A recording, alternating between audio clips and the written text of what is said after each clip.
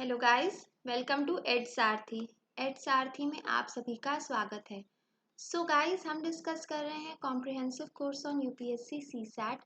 Guys, ये course बिल्कुल free है और एड सारथी के यूट्यूब चैनल पे अवेलेबल है।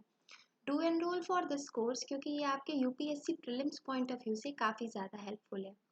साथ ही साथ एड सारथी का एक और इनिशिएटिव है जो कि है लॉजिकल गेसिंग एंड एलिमिनेशन ट्रिक कोर्स। इस कोर्स में आपको गाइड किया जाएगा that how you can boost your prelims score bye 15 to 20 marks. अगर आप बॉर्डर लाइन पे आके स्टक हो जाते हैं तो ये कोर्स आपके लिए काफ़ी ज़्यादा हेल्पफुल है। साथ ही साथ आपको कोई भी इंफॉर्मेशन चाहिए regarding the content, regarding the mentorship program, PDFs, anything, तो उसके लिए आप एड सारथी की साइट विजिट कर सकते हैं। साथ ही साथ एड सारथी का टेलीग्राम चैनल भी है, आप उसे भी ज्वाइन कर सकते हैं। टेलीग्राम चैनल पे हम क्लास रिलेटेड सारी इन्फॉर्मेशन शेयर कर देते हैं। टेलीग्राम चैनल का लिंक आपको यूट्यूब चैनल के डिस्क्रिप्शन बॉक्स में मिल जाएगा। चलिए अब हम स्टार्ट करते हैं आज का सेशन। लास्ट सेशन में हमने टाइम एंड वर्क के कंसेप्ट देख लिए थे और दो प्रॉब्लम मैंने आपको दी थी एज अ होमवर्क प्रॉब्लम। आज सबसे पहले उन्हीं दो का सोल्यूशन देख लेते हैं। क्या कहा जा रहा है इस प्रॉब्लम में? 2018 के क्वेश्चन पेपर में पूछी हुई प्रॉब्लम है ये। A lift has a capacity of 18 adults और 30 children।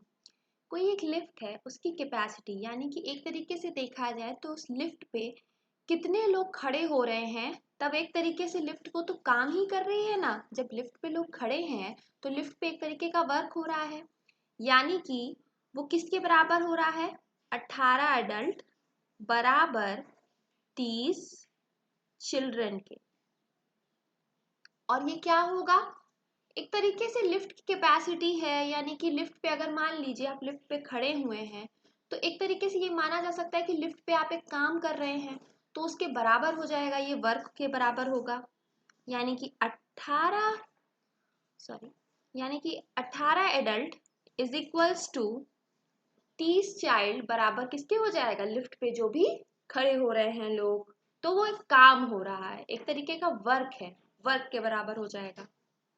तो आपसे पूछा जा रहा है how many children can board the lift with 12 adult, यानी कि 12 एडल्ट के साथ कितने बच्चे जो हैं वो इस लिफ्ट पे खड़े हो सकते हैं, ये आपको पता करना है। तो मान लेते हैं x नंबर ऑफ चाइल्ड है, मानते हैं x चिल्ड्रन है जो इस लिफ्ट पे खड़े हैं, ठीक। तो x इंटू चिल्ड्रन किसके साथ खड़े हैं? 12 एडल्ट्स के साथ, प्लस 12 एडल्ट। अच्छा, ये बताइए ये जो सारे लोग हैं ये कहाँ खड़े हुए हैं? इन सब के बारे में क्या लिखा हुआ है? ये लोग कहाँ खड़े हुए हैं? लिफ्ट पे तो खड़े हैं। तो लिफ्ट पे खड़े हैं यानी कि लिफ्ट पे एक वर्क करेंगे, तो वो किसके बराबर हो जाएगा? x into children plus 12 adult किसके बराबर हो जाएगा? वर्क के। और वर्क की वैल्यू क्या दी हुई है यहाँ पे? 18 एडल्ट बराबर 30 चिल्ड्रन, ये वर्क की वैल्यू दी हुई है आपको। दोनों में से जो पसंद आए उठा के रख दीजिए। 18 एडल्ट भी रख सकते हैं, 30 चिल्ड्रन भी रख सकते हैं, इट्स अप टू यू। मैं 30 चिल्ड्रन रख दे रही हूँ। सेशन के बाद अगर आपको वेरीफाई करना हो तो एक काम कीजिएगा, 18 एडल्ट भी रख के देख लीजिएगा, you will get the same answer. अच्छा, अब इस क्वेश्चन में क्या दिखाई दे रहा है? x की वैल्यू भी निकालनी है। यहाँ चिल्ड्रन है, यहाँ चिल्ड्रन है, लेकिन यहाँ एडल्ट है। अगर हम किसी तरीके से इसको चिल्ड्रन में बदल दें तो दोनों साइड से चिल्ड्रन चिल्ड्रन कैंसिल हो जाएगा और हमें x की वैल्यू मिल जाएगी, वही तो हमें चाहिए था। तो हम इसके लिए कुछ कर सकते हैं क्या? बिल्कुल कर सकते हैं। इससे अगर हम चिल्ड्रन की वैल्यू निकाल लें, एडल्ट की वैल्यू निकाल लें तो हमारा काम बन जाएगा। चलिए इसको सॉल्व करते हैं, इस इक्वेशन को। क्या लिखा हुआ है? 18 adult is equals to 30 children. इसको अब हम थोड़ा सा सिंप्लीफाई करते हैं, क्या हो जाएगा? 3 adult is equals to 5 children. या फिर अगर हम एडल्ट की वैल्यू चिल्ड्रन के टर्म्स में देखें तो एडल्ट बराबर 5/3 चिल्ड्रन। क्या हम इस वैल्यू को यहाँ उठा के रख सकते हैं? बिल्कुल रख सकते हैं। इसको सब्स्टिट्यूट कर दीजिए, x into children plus of 12 into 5/3 into children is equals to 30 children. Children children children सब कैंसिल हो गया। ठीक, ये क्या हो गया 5 4 20 और ये है 30, डिफरेंस कितना आ गया 10, यानी x की वैल्यू कितनी हो जाएगी 10। और x क्या है नंबर ऑफ चिल्ड्रन, यही तो निकालना था आपको। What is the answer B. आसान था।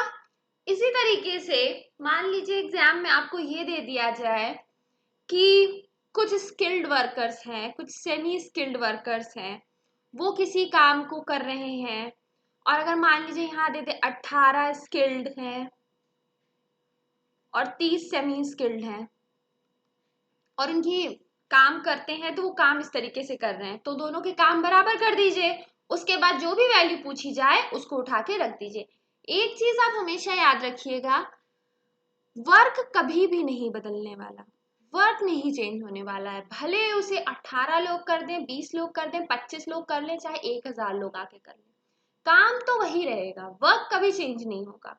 तो ऑल ओवर आपको टाइम एंड वर्क की प्रॉब्लम्स में एक मैंने जो फॉर्मूला आपको डिराइव करवाया था लास्ट सेशन में, that time into efficiency is equals to work.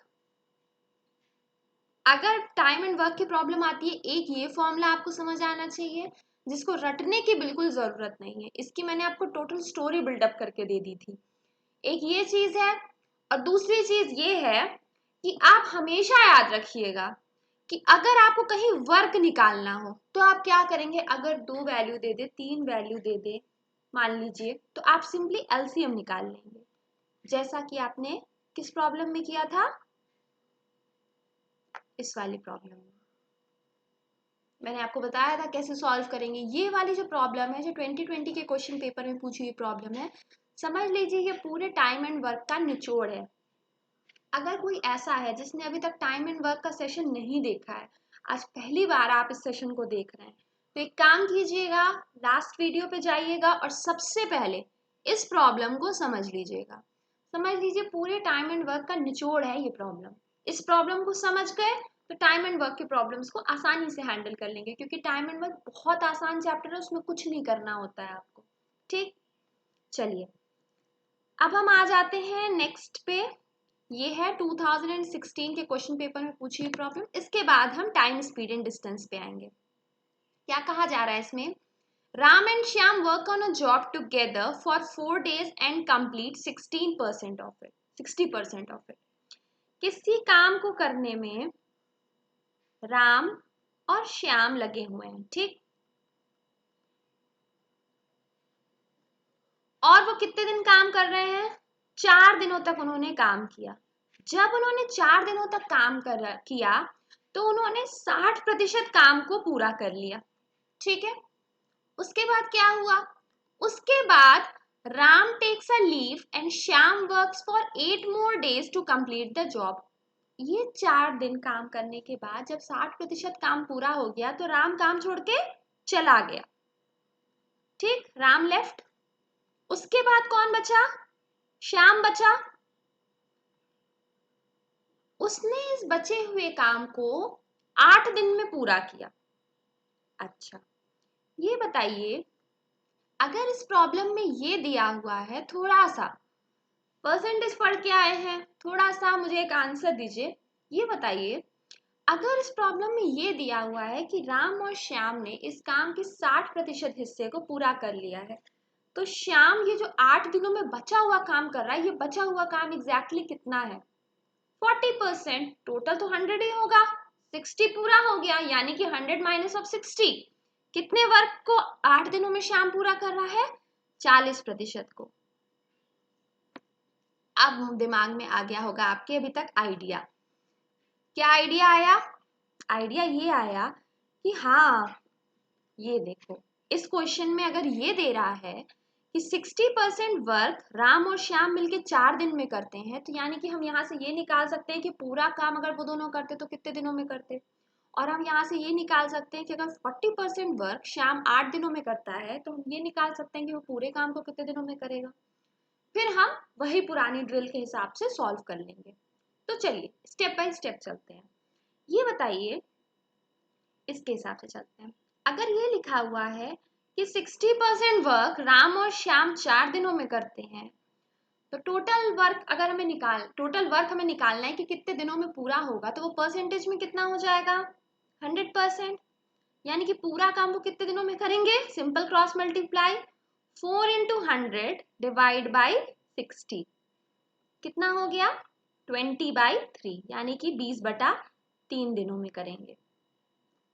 उसके बाद आगे क्या कहा जा रहा है, श्याम के बारे में कहा जा रहा है कि वो 40% काम को 8 दिनों में करता है। अगर वो 40% काम को 8 दिनों में कर रहा है और आपको ये निकालना है कि वो पूरे काम को कितने दिनों में करेगा, तो पूरा काम कितना हो जाएगा 100%।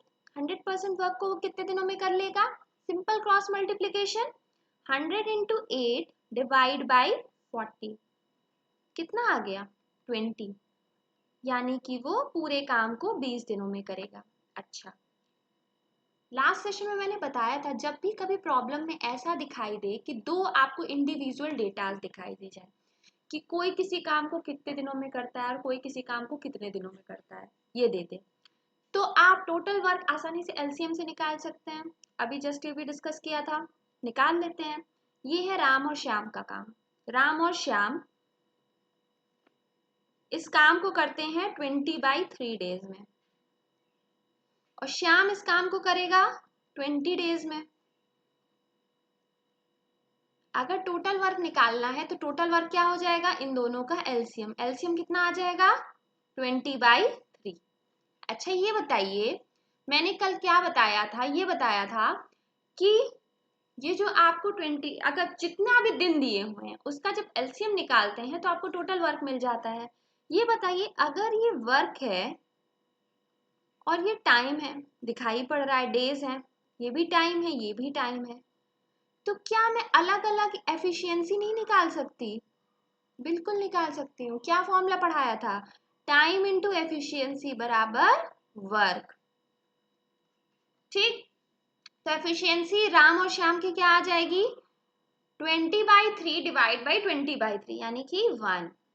ठीक है, सिमिलरली श्याम की एफिशिएंसी क्या आ जाएगी, 20/3 डिवाइड बाई 20, कितनी आ जाएगी 1/3। अच्छा, ये बताइए, सिंपल सी चीज है, छोटा सा कंसेप्ट है, कंसेप्ट भी नहीं है, छोटी सी चीज है। ये बताइए, अगर राम और श्याम की मिला के एफिशिएंसी 1 दी हुई है और श्याम की एफिशिएंसी 1/3 दी हुई है, तो क्या आप मुझे राम की एफिशिएंसी यहाँ से मुझे बता सकते हैं कि राम की कार्य क्षमता कितनी होगी? अगर किसी काम को राम और श्याम जो मिलके करते हैं तो उनकी एफिशिएंसी 1 हो जाती है, और जब श्याम अकेले उस काम को करता है तो उसकी एफिशिएंसी 1/3 है। तो क्या यहाँ से राम की एफिशिएंसी निकाली जा सकती है? बिल्कुल, इन दोनों का डिफरेंस ले लीजिए, 1 माइनस ऑफ 1/3, कितनी आ गई राम की एफिशिएंसी 2/3।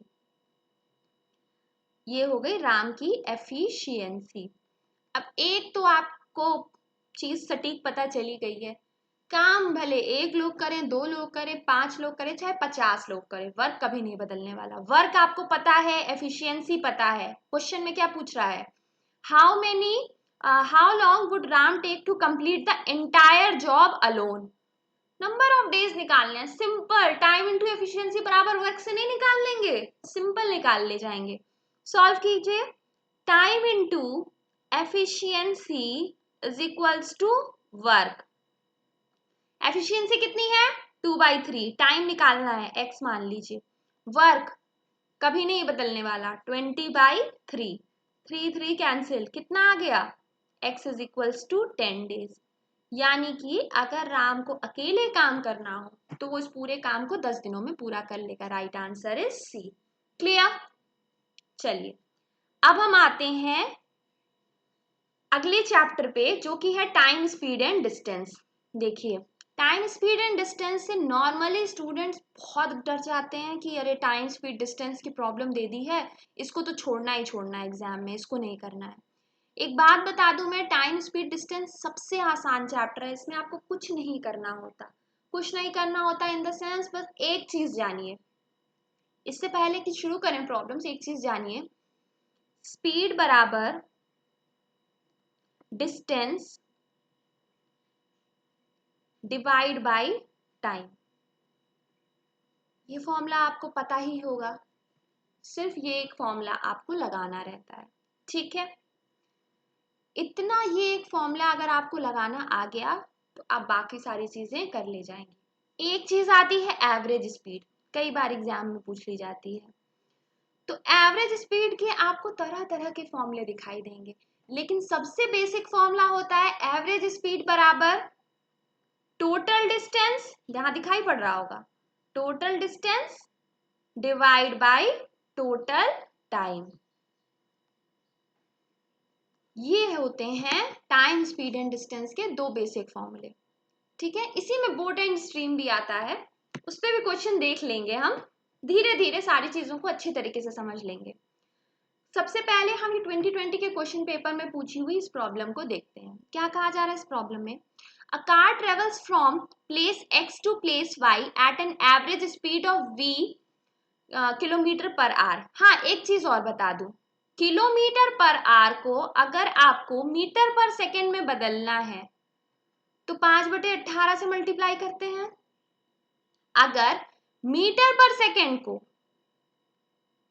किलोमीटर प्रति घंटा में बदलना है तो 18/5 से मल्टीप्लाई करते हैं। ये भी एक चीज हो गई। अच्छा, अब हम आ जाते हैं क्वेश्चन पे। क्या लिखा हुआ है, a car travels from X to Y at an average speed of v kilometre per our.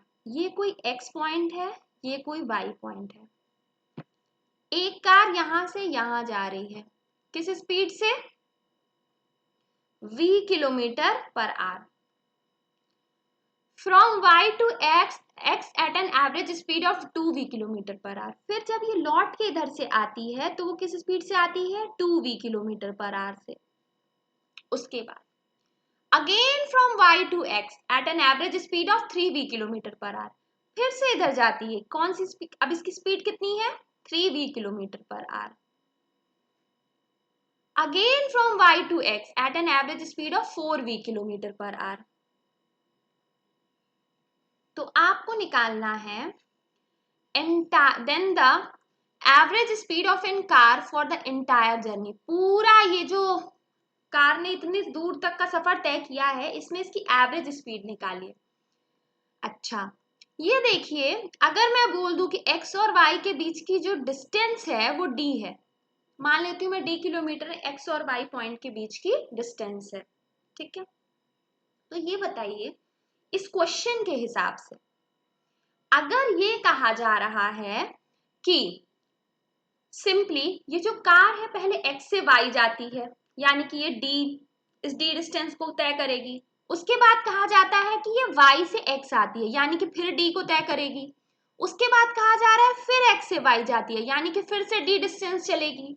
उसके बाद कहा जाता है कि फिर y से x आती है, यानी कि फिर से d डिस्टेंस को तय करेगी। इसका मतलब टोटल, ये टोटल कितनी डिस्टेंस तय करने वाली है ये कार, 4d, यानी टोटल डिस्टेंस कितना हो गया, 4d।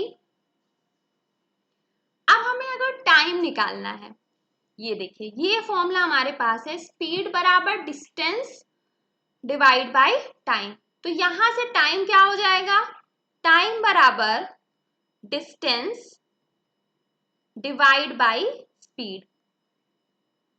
पहले केस में स्पीड क्या दी हुई है, पहले केस में स्पीड दी हुई है v किलोमीटर पर आवर, तो यहाँ पे टाइम क्या हो जाएगा, इससे डिस्टेंस है d, d बाई v। दूसरे केस में d बाई 2v, तीसरे केस में d बाई 3v, चौथे केस में d by 4v। Basic formula बताया मैंने, क्या बताया, ये फॉर्मूला पता है आपको, एवरेज स्पीड बराबर total distance divide by time. इसी को उठा के सब्सटीट्यूट कर दीजिए, average speed is equals to total distance divide by total time। इस पूरी जर्नी में कितनी डिस्टेंस तय कर रही है ये कार, ऑलरेडी बता दिया मैंने, d d d d यानी कि 4d। टाइम, पहले केस में d बाई v, दूसरे केस में d बाई 2v, तीसरे केस में d बाई 3v, चौथे केस में d by 4v, d d d d सब कैंसिल हो गया। ठीक, अब देखते हैं आगे क्या आता है। एलसीएम ले लीजिए, कितना आ जाएगा एलसीएम आपका 12, कितना हो जाएगा ये 4 प्लस 6, सॉरी 4 नहीं 8 12 होगा वो, ये हो जाएगा 12 प्लस 6 प्लस 4 प्लस 3, कितना आ गया, ये v भी है साथ में, 4 इंटू 12v डिवाइड बाई 25, या फिर सिंप्लीफाइड वे में आप कह सकते हैं 1.2v। ये आ गई आपकी एवरेज स्पीड। ये बताइए ये जो क्वेश्चन में दी हुई है वैल्यूज, इनमें से किस रेंज में ये लाई कर रहा है? ऑब्वियसली बी में, lies between v and 2v। v और 2v के बीच में ही तो कहीं 1.2v लाई करेगा, तो what is the answer? B. Clear? कोई फॉर्मूला रटना पड़ा? कोई फॉर्मूला नहीं रटना पड़ा, सिंपल बेसिक से चले, स्पीड बराबर डिस्टेंस डिवाइड बाय टाइम। ठीक, और एवरेज स्पीड सिंपल इसी से फॉर्मूला बन जाएगा, एवरेज स्पीड बराबर total distance divide by total time. बस इसी कंसेप्ट से चले और हमें आंसर मिल गया। क्लियर? नेक्स्ट प्रॉब्लम पे आते हैं। ये भी 2020 के क्वेश्चन पेपर में पूछी हुई प्रॉब्लम है, बोट एंड स्ट्रीम की प्रॉब्लम है ये। एक चीज बता दूं मैं, बोट एंड स्ट्रीम भी जो है वो टाइम स्पीड डिस्टेंस का ही पार्ट है, वो कोई अलग से चैप्टर नहीं है, सब में सेम कंसेप्ट ही यूज होता है।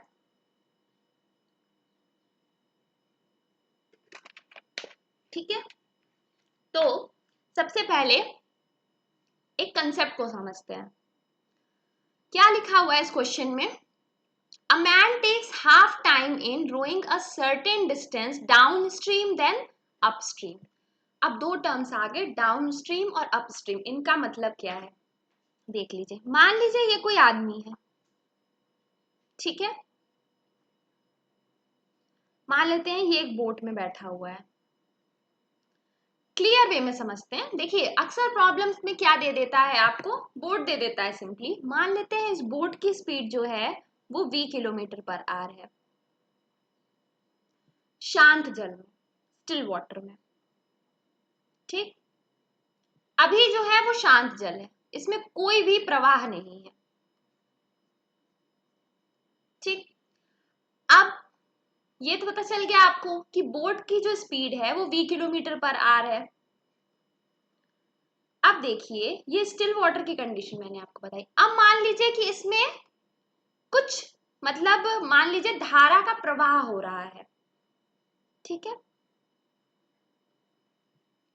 अगर ये बताइए, अगर बोट की जो स्पीड है वो v किलोमीटर पर आवर में कह रही हूं, और मान लीजिए ये जो धारा है इसकी स्पीड है u किलोमीटर पर आवर, और वो इसी के डायरेक्शन में है, एक तरीके से माना जाए तो वो इसी के फ्लो को सपोर्ट कर रही है। ठीक है, सपोर्ट करेगी, खुद सोच के देखिए। मान लीजिए ये बोट है, ठीक है, और ये जो पानी बह रहा है, ये जो पानी बह रहा है ये बोट के चलने की ही डायरेक्शन में है।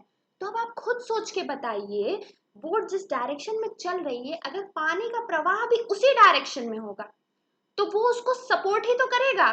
तो अब ये बताइए कि स्पीड बोट की कितनी हो जाएगी? ऑलरेडी उसकी स्पीड थी v, ठीक है, अब पानी ये जो आ रहा है उसकी स्पीड है u किलोमीटर पर आवर, और ये इसको और ढकेलेगा, ठीक है, तो इसकी स्पीड कितनी हो जाएगी टोटल स्पीड बोट की? दोनों को जोड़ दो, u प्लस v। इसको बोलते हैं हम डाउन स्ट्रीम।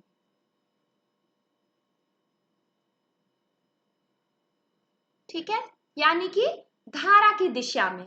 ठीक है, उसके बाद एक कंडीशन होती है अप स्ट्रीम की। अप स्ट्रीम में क्या होगा, अब तो उल्टी सी समझ में आ ही गई होगी। मान लेते हैं ये बोट है, ठीक है, ये चल रही है v किलोमीटर पर आवर से स्टिल वाटर में, यानी कि शांत जल में। अब क्या हुआ, अब एकदम से ये जो पानी बह रहा था, ये अगर बोट चल रही है इधर तो पानी की दिशा हो गई उल्टी, यानी कि u किलोमीटर पर आवर, एकदम इस डायरेक्शन में। ये बताइए ये बोट चल रही है, ये पानी ऐसे बहना शुरू कर दिया, तो ये थोड़ा सा इसको पीछे नहीं खींचेगा, पीछे खींचेगा कि नहीं खींचेगा? इसका मतलब अगर ये जो बोट है पहले V से चल रही थी और ये जो U से पानी बह रहा है ये इसको अगर पीछे खींच रहा है तो अब दोनों के बीच का मतलब अगर देखा जाए तो अब इसकी स्पीड क्या हो जाएगी बोट की? कुछ घटेगी। और किससे घटाएंगे? U से, यानी कि स्पीड क्या हो जाएगी? V minus of U। ये किसका केस हो जाएगा? अपस्ट्रीम का, यानी कि धारा के विपरीत दिशा में। ये दो केस होते हैं। बहुत आसान तरीके से समझा, कभी याद रखने की जरूरत नहीं है। स्टूडेंट्स नॉर्मली ऐसे याद रखते हैं, डाउन स्ट्रीम है तो दोनों को जोड़ देंगे, अप स्ट्रीम है तो दोनों को घटा देंगे। इतना याद रखने की जरूरत नहीं है। सीधे अपना कंसेप्ट बनाइए, ये बोट है, ये पानी है, ठीक है। दोनों सेम डायरेक्शन में होंगे तो ऑब्वियसली ये बोट को ये पानी और ढकेलेगा। जब और ढकेलेगा तो ये और तेज चलेगा, यानी कि स्पीड क्या होनी चाहिए? बढ़नी चाहिए। कैसे बढ़ेगी? दोनों को जोड़ दो। उसके बाद ये बोट है, ये अब इसके ऑपोजिट डायरेक्शन में पानी बह रहा है, ऑपोजिट डायरेक्शन में पानी जा रहा है। अगर ऑपोजिट डायरेक्शन में पानी जा रहा है तो ऑब्वियसली इस बोट को थोड़ा पीछे खींच लेगा, तो स्पीड क्या होगी? घटनी चाहिए। कैसे घटेगी? V में से घटा दो, V माइनस U, ठीक है। ये हो गया आपका अपस्ट्रीम और डाउनस्ट्रीम का कंसेप्ट। अब क्वेश्चन में देखते हैं क्या दिया हुआ है। A man takes half time in rowing a certain distance downstream then upstream, then what is the ratio of speed in still water to the speed of current? यानी कि रेशियो किसका निकालना है? V by U का। देखिए question में man दे दे, बोट दे दे, शिप दे दे, कुछ भी दे दे, समझ जाइएगा बात इसी V की ही हो रही है, ठीक है। और जब भी करंट, वाटर, स्ट्रीम कुछ भी दे दे इसका मतलब U की बात हो रही है, तो इसमें आपको V रेशियो U निकालना है। अच्छा, सबसे पहले ये डाउनस्ट्रीम और अपस्ट्रीम की बात करते हैं। तो सबसे पहले हम इनकी जो स्पीड है उसका रेशियो लिख सकते हैं क्या? स्पीड का रेशियो लिख लेते हैं, डाउन और अप का। अभी जस्ट निकाला। डाउनस्ट्रीम के केस में स्पीड का रेशियो क्या होता है? V plus U। यहाँ V क्या है? Speed of boat. U क्या है? Speed of current. यहाँ पे देखा जाए तो V क्या है? Speed of man. U क्या है? Speed of current. इनका रेशियो क्या दिया हुआ है? V plus you ratio V minus you. अच्छा ये बताइए, अभी एक चीज मुझे बता दीजिए, एक फॉर्मूला मैंने आपको बताया था, स्पीड बराबर डिस्टेंस डिवाइड बाय टाइम। अगर ये लिखा है रोइंग अ सर्टेन डिस्टेंस, इसका मतलब डिस्टेंस आपकी सेम होगी, डिस्टेंस तो समान ही रहने वाली है, डाउन स्ट्रीम हो चाहे अपस्ट्रीम हो। तो इसका मतलब क्या है? एक फॉर्मूला हम ये भी तो बना सकते हैं, स्पीड इनटू टाइम बराबर डिस्टेंस। ये बताइए अगर ये चीज कांस्टेंट है यानी कि सेम है, तो अगर स्पीड बढ़ेगी तो समय घटेगा, या फिर समय बढ़ेगा तो स्पीड घटेगी, ठीक है। इस चीज को ऐसे समझ सकते हैं आप, मान लीजिए आप बाइक से जा रहे हैं कहीं, ठीक है। मान लीजिए आपको बाइक से यहां से लखनऊ जाना है, मान लीजिए, ठीक है। आप यहां से लखनऊ मान लीजिए बाइक से जा रहे हैं। पहले आप धीरे स्पीड से जाइए, ठीक है, तो आपको ज्यादा समय लगेगा। फिर अगर आपने अपनी स्पीड को बढ़ा लिया तो आपको कम समय लगेगा। इसका मतलब क्या हुआ? जैसे जैसे स्पीड बढ़ेगी समय घटेगा, डिस्टेंस तो उतनी ही है। जैसे जैसे स्पीड घटेगी समय बढ़ेगा, जैसे जैसे स्पीड बढ़ेगी समय घटेगा, बस। यानी कि क्या मतलब हुआ? दोनों के बीच में एक तरीके से देखा जाए तो व्युत्क्रमानुपात यानी कि इनवर्स रिलेशन है। सेम चीज जब मैंने एलिगेशन पढ़ाया था मैंने बताया है आपको, ये सब चीजें मैं डिस्कस कर चुकी हूँ, ठीक है। ये सब रिवीजन टाइप का चल रहा है। तो ये बताइए, ये चीज पूरी मैंने आपको कहानी क्यों बताई? ये कहानी मैंने इसलिए बताई कि अगर स्पीड का ratio V plus you ratio V minus you है डाउनस्ट्रीम और अपस्ट्रीम के केस में, तो समय का रेशियो क्या होगा? इसी का ऑपोजिट हो जाएगा। क्या हो जाएगा? V minus you ratio V plus of you, ठीक है। और ये वैल्यू क्या दी हुई है आपको? 1/2, यानी कि 1/2 रेशियो 1। इसको क्या लिख सकते हैं, रेशियो में कभी भी फ्रैक्शनल वैल्यूज अलाउड नहीं होती, तो ये सिंप्लीफाइड इसका रेशियो आ जाएगा 1/2। अब इन्हीं दोनों को जरा तोड़ के प्रॉपरली लिख लेते हैं। क्या हो जाएगा, v minus u divide by v plus u is equals to 1/2। क्या आ जाएगा, 2v minus 2u is equals to v plus u. इसको इधर ले आइए, v by u is equals to 3/1। What is the answer, D. Clear, I wish ये problem भी आपको क्लियर हो गई होगी। ये थी 2020 के क्वेश्चन पेपर में पूछी हुई प्रॉब्लम्स। अब एक काम कीजिएगा, ये प्रॉब्लम तो खैर मैं आपको कराऊंगी, इन दो प्रॉब्लम्स को आप लीजिएगा as your homework problem. Guys इसका स्क्रीनशॉट ले लीजिए। एक ये प्रॉब्लम है और एक ये प्रॉब्लम। बहुत आसान प्रॉब्लम्स हैं दोनों, दोनों कर ले जाएंगे आप। ठीक गाइस, इन प्रॉब्लम्स को सॉल्व कीजिएगा और बाकी की चीजें हम नेक्स्ट सेशन में देखेंगे। गाइस मैं सीसैट की जो भी क्लासेस ले रही हूँ उनका पीडीएफ आप इस लिंक पे क्लिक करके एक्सेस कर सकते हैं। साथ ही साथ गाइस अब एडसारथी की एंड्रॉयड ऐप भी अवेलेबल है, आप उसे भी प्ले स्टोर से डाउनलोड कर सकते हैं। चलिए अब आज का सेशन मैं यहीं एंड करती हूँ।